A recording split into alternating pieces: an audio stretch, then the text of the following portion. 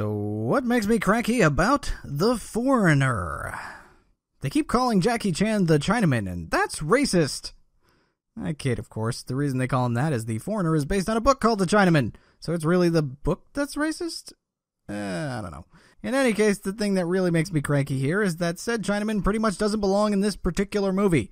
There is a perfectly serviceable whodunit going on with Pierce Brosnan, and Jackie Chan just kind of gets in the way of that. Or, I suppose alternatively, you could say that all the research in IRA and British political stuff that centers around Brosnan is in the way of Jackie Chan trying to do his best Liam Neeson. But the Brosnan stuff seemed like it had far more screen time overall, so it usually felt like the revenge plot was the intruder rather than the other way around. That's not to say this movie doesn't know what it wants to do here, like so many of the others I reviewed this past year. It's not schizophrenic, it's just poorly executed. It's hard to explain that without spoilers, but basically the idea is to create some ambiguity as to whether or not Pierce Brosnan actually is the bad guy here.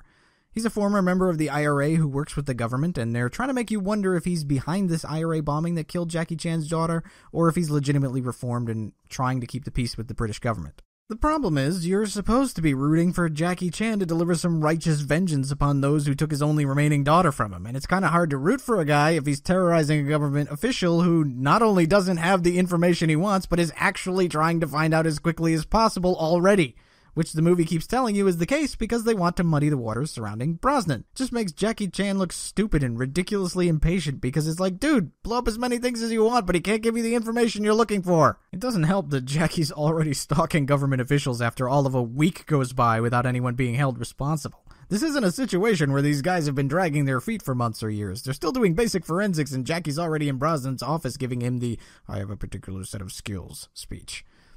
I mean, it's neat and all that they're forcing you to wonder if Chan's character is targeting the right people for his unique form of explosive interrogation, but it's a lot less satisfying that way. I'd rather my hero not be a dope who spends the whole movie tormenting the wrong guy.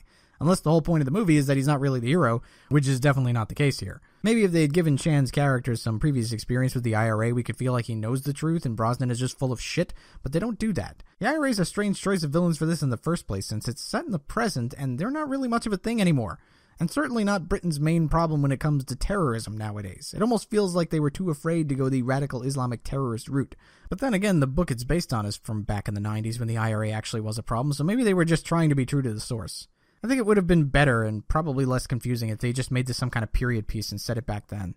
In any case, while Jackie Chan's character may or may not be harassing the wrong dude, Jackie Chan himself is definitely getting too old for this shit. His unique brand of martial arts action is all chopped to hell in this, and I'm assuming it's just because it's too dangerous for him to do the kind of stuff he used to get hurt doing in his older movies.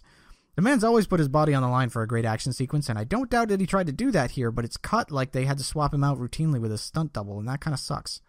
So not only is the story kind of confusing and rather unsatisfying, the action isn't really good enough to make up for that, which means I really can't recommend going to see this in the theater.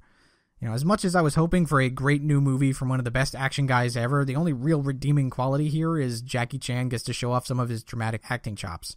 And while he does a fine job at that, it's not enough to save a movie that's otherwise really mediocre. So I would say just wait for this one to come out on cable, because there's really no reason to go to the theater. That's what I thought about The Foreigner anyway. As always, let me know what you thought in the comments, and if you enjoyed me using my particular set of skills, feel free to like the video and subscribe to the channel for more.